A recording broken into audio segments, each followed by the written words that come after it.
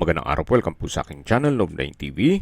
Patalasasan po, meron po ba kayong mga properties na napapabayaan or non-performing assets?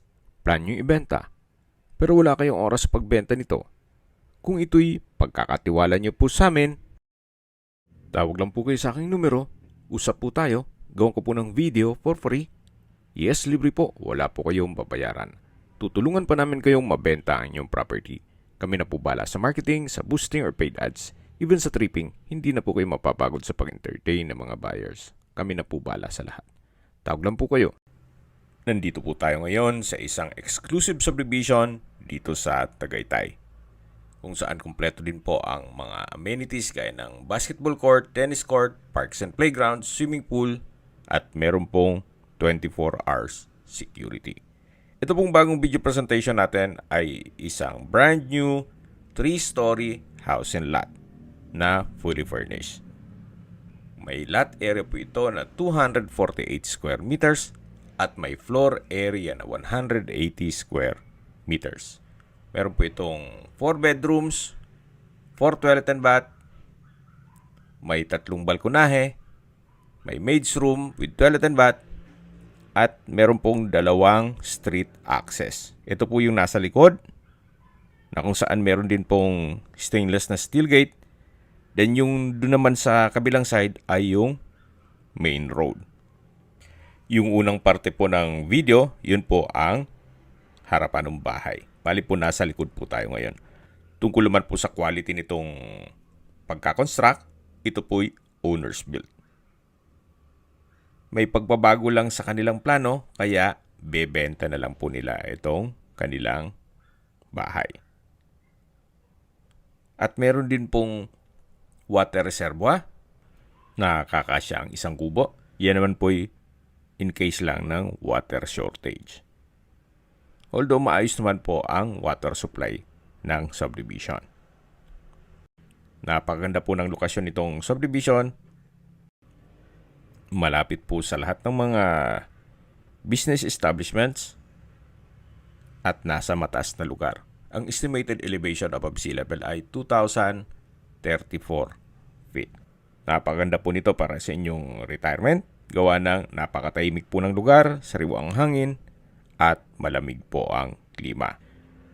Ito po yung garahe na diretso po yan hanggang dun sa likod. Dito po sa harapan ay meron pong garden set. Yan po yung pasad.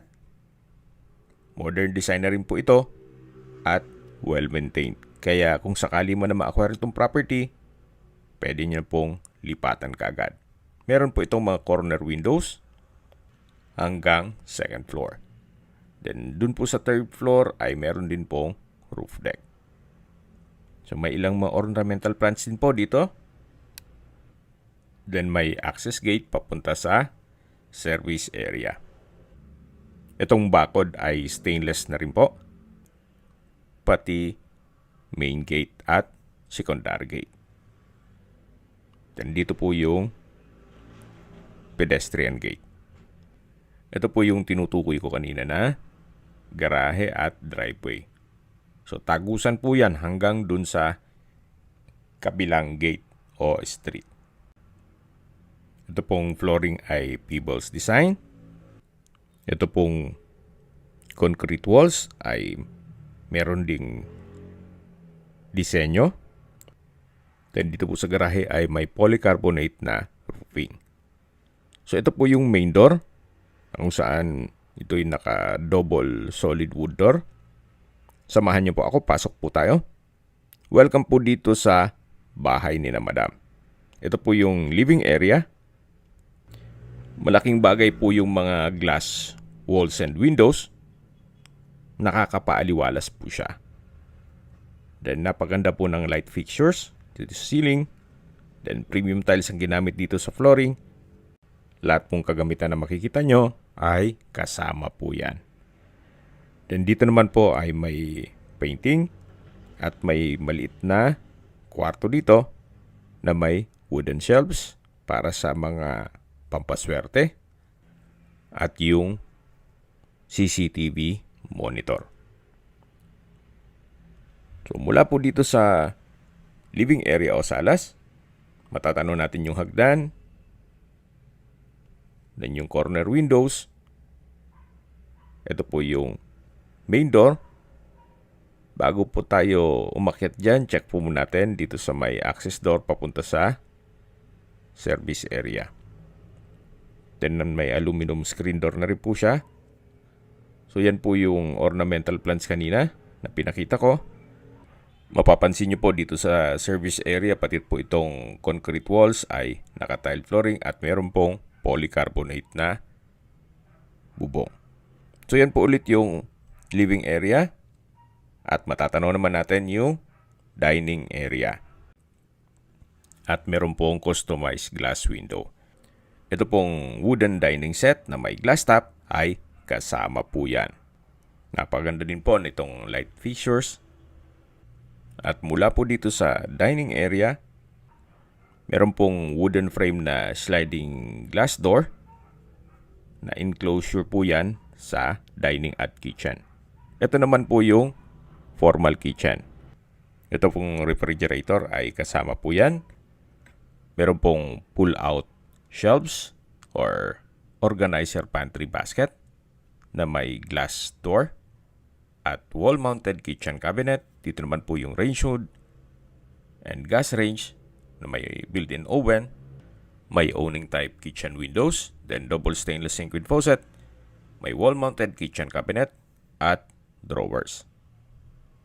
Then naka-wooden design din po itong ceiling at may pin lamps. Meron pong access door dito na solid wood door. Papunta naman ito sa garahe. So hanggang dito po mapapansin nyo, hindi siya talaga tinipid. Napakaayos, naka-stainless gate. Then itong concrete walls, may disenyo. Then meron pang tempered glass. Then polycarbonate din po yung bubong. So kung built-in cell po sila, malamang hindi po sila papagawa ng ganun. Kasi additional costing pa yan eh. Gaya na nasabi ko, may pagbabago lang sa kanilang plano kaya bebenta na lang ito. So kung meron man po kayong PWD or senior citizen sa pamilya, ito naman po yung kwarto para sa kanila. Naka-solid wood door, sa spasyo, malaki. Then meron pong glass windows, may wooden bed frame and buttress, at bedside table na may drawer. Meron na rin pong brand new na split type aircon at light fixtures. Ito naman po yung wardrobe. Then napaganda po ng disenyo ng ceiling, wooden design with pin lamps, at dito naman po yung toilet and bath na naka-solid wood door. Meron po itong bathroom countertop, hand wash basin with stainless faucet, bathroom cabinet, naka-tile bathroom wall from floor to ceiling, meron pong bathroom window with blinds, a water closet with bidet, at shower enclosure. May towel holder, dalawa po yan, then 2-layer na bathroom shelf, at may hot shower set. So ito po yung toilet and bath dito sa first bedroom. Then hanggang dito po may bathroom window na nag-serve as natural sunlight. At tunghayan niyo po ulit itong first bedroom bago tayo lumabas. So sa spasyo, malaki po. Gaya na sabi ko, kung meron po kayong PWD or senior citizen sa pamilya, itong kwarto na to ang para sa kanila. Then paglabas po, yan po yung former kitchen na pwede pong maglagay ng breakfast table. At ito naman po yung dining area na may glass walls at matatanaw yung driveway. Mula po dito sa dining, matatanaw natin yung living area o salas at nandito na po tayo sa stairs o hagdan. Then meron pong secret door dito na papunta naman sa understairs na powder room. Naka-solid wood door din po ito. At maayos din ang bathroom fixtures. May hand wash basin, water closet, at from floor to ceiling po ang tile bathroom wall.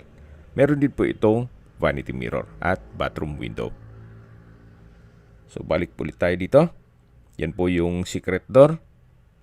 At yan yung dining area na nai-present ko na kanina. So, ito na po yung hagdan na kung saan ito yung naka wooden staircase, wooden handrail, at glass railing.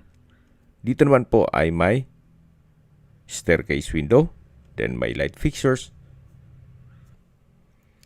Okay, samahan niyo po ako, akyat po tayo. So hanggang dito po ay naka wooden staircase din siya at nandito na po tayo sa second floor. Meron pong solid wood na console table with drawer. Ito po yung hallway. Okay, check po natin itong master bedroom with adjoining sitting room. May customized glass windows, drawer and dresser with vanity mirror, split type aircon, light fixtures, wooden design ng ceiling with pin lamps, then ceiling cove design, at meron pong access door na made of wooden frame and glass papunta dito sa may balkonahe. At mula po dito, tunghayin nyo po, napaganda ng tanawin. Yan po ang inyong magiging kapitbahay. Napakatahimik po ng lugar. At syempre, hindi mawawala ang malamig na klima dito sa Tagaytay. So yan po yung polycarbonate na roofing. Sa baba po niyan yung service area. Balik po ulit tayo dito sa adjoining sitting room na parte po ito ng master bedroom. So dito na po tayo sa mismong kwarto. Napakalaki po ng espasyo. Then meron pong mga wardrobe. May bed frame and mattress. Wooden design itong flooring at ceiling. Then may LED light fixtures. So kompleto na rin po. At may customized glass windows na nakakapaaliwalas din. Ito naman po yung another access door papunta sa pangalawang balkonahe. Naka-tile flooring, stainless din ang railing. At mula naman dito yung kabilang side ng property o bahay. Yan po yung customized glass windows, then wardrobe. Ito yung bed frame with mattress. At check na natin itong toilet and bath na naka-solid wood door din po ito. So may bathroom countertop, hand wash basin, vanity mirror, bathroom cabinet, stainless faucet, then bathroom window with blinds, water closet with bidet. From floor to ceiling po ang tile bathroom wall. At ito po yung shower enclosure na may stainless towel rack, then hot shower set at overhead shower. So ito po ang toilet and bath ng master bedroom. At paglabas po natin dito, yung adjoining sitting room. Maganda ring tawagin natin itong master suite with adjoining room. Anyway, i-correct nyo na lang ako kung mali po o tama yan. So, lalabas na po tayo dito. At balik tayo dito sa may hallway. Then, yung hagdan, mamaya, akit tayo dyan. Ito naman po yung pangatlong kwarto na naka-solid wood door. Then, malaki ang espasyo. May wardrobe, may bed frame and mattress. Premium tiles ang ginamit sa flooring. May pin lamps. Then, split type aircon. May wardrobe at customized glass windows. Then, dito po sa dulo ay yung toilet and bath na naka-solid wood door. So, halos same setup lang to. Itong mga banyo nila.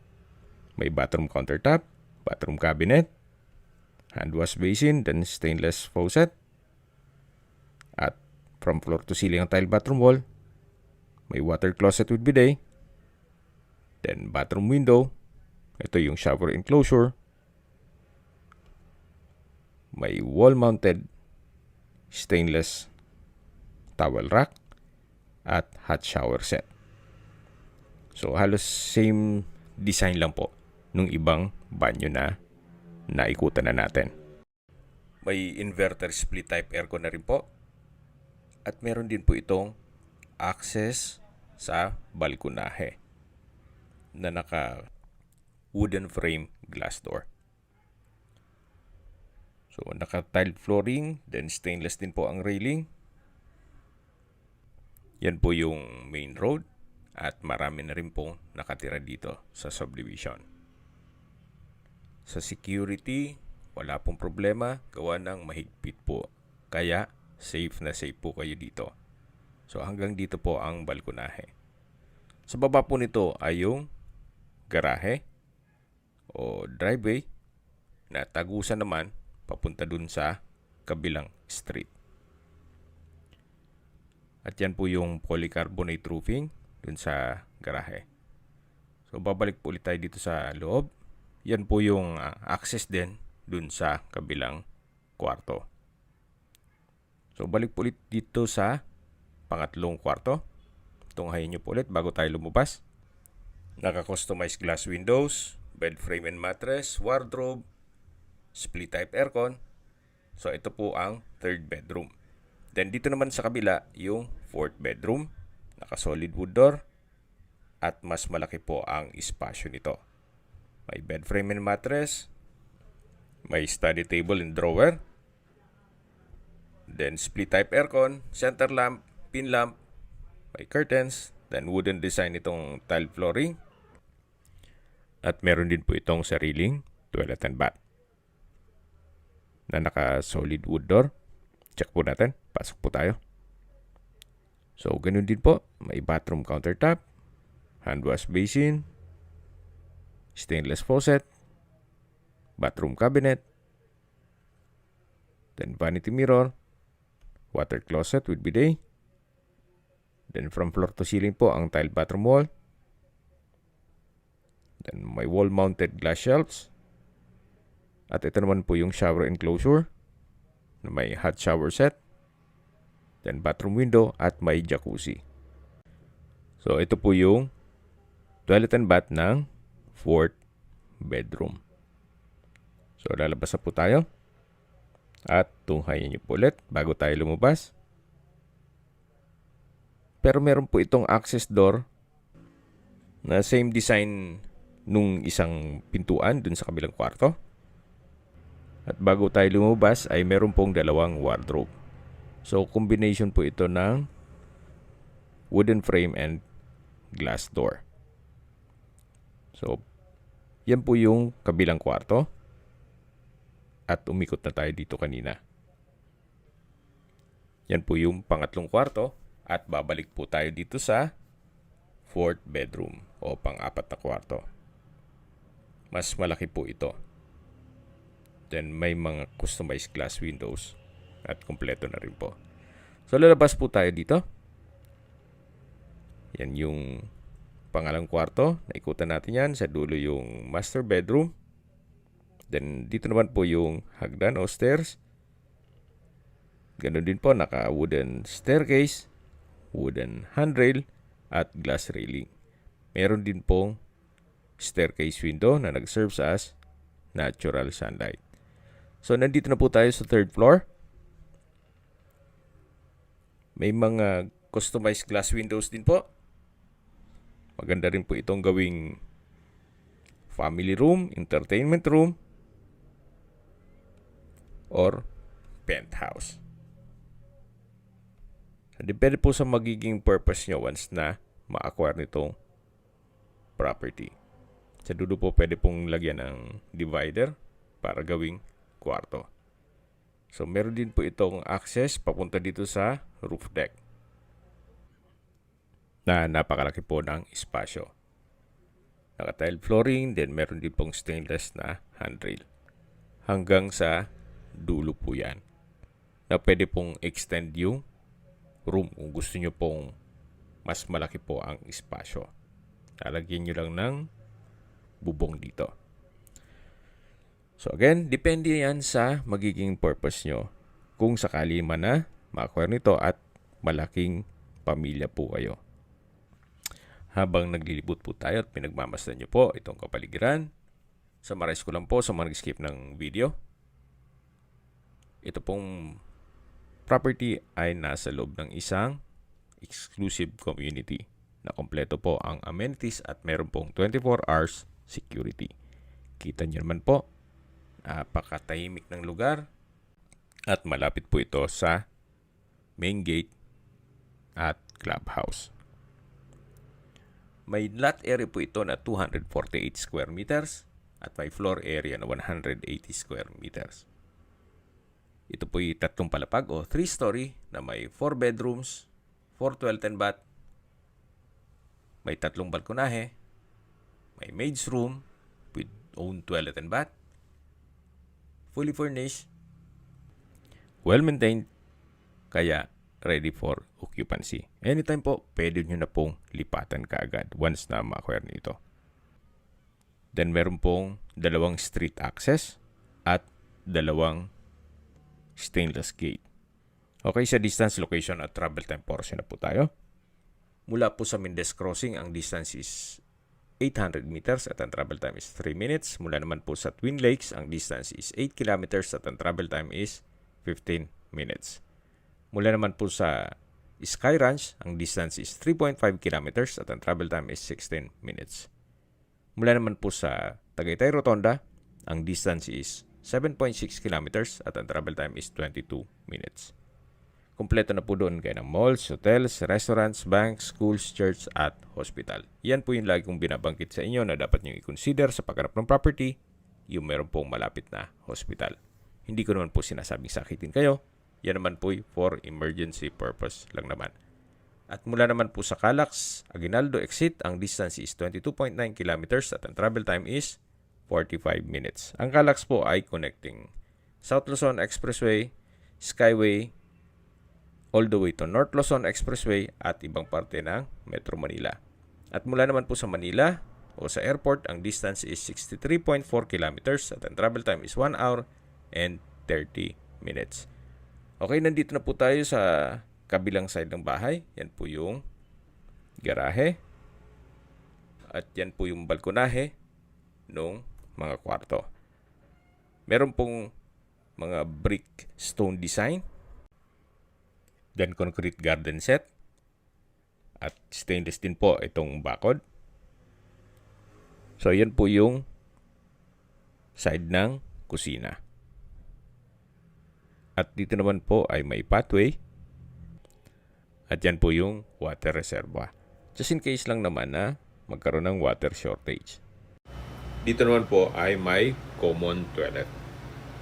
Kung sakali man po na may bisita na pwedeng gumamit ng banyo. Okay, naikutan na po natin buong property. Pag-usapan na natin ang presyo nito. Binibenta po ito ni owner sa halagang 25 million pesos. Which is fair deal na rin. Maayos at quality ang pagkakonstruct at malaki po ang floor area. Hindi lang po doon, fully furnished at nasa loob ng isang exclusive community. Kaya po nang nasabi ko sa inyo kanina, ito po yung owner's built. Kaya hindi po tinipid. Kung may mga katanungan po kayo, tawag lang po kayo sa aking numero. At sa mga kababayan naman natin nasa ibang bansa, meron po akong Telegram. Sa mga iPhone user naman, may iMessage. Meron din pong Imo, Skype, Viber at WhatsApp. Same number lang po, 0917-316-3399. Sa mga nagtatanong naman po ng aming Facebook, meron po aming Facebook page na Nov9TV at Facebook Real Video. Meron din pong TikTok at Instagram. May ibang YouTube channel po kami na Nov9TV channel, Nov9TV Listings, Nov9TV On The Spot, at Nov9TV Updates. Sana po naibigyan nyo ang video presentation. Paki-like and subscribe na lang po sa aking channel para ma-update din po kayo sa aking future listings. Kung sakali po hanap nyo yung mas malaking sukat ng lupa, mayroon din po kami ibang listings na pwede nyong pagpilian. Huwag po kayo makatubiling tumawag sa amin, then let us know your budget para malaman namin kung anong property pwede namin ilok sa inyo. Sa lahat pong viewer, subscriber at nagtiwala po sa amin, salamat po sa suporta. Ingat po kayo lagi at yung pamilya. Maraming salamat po.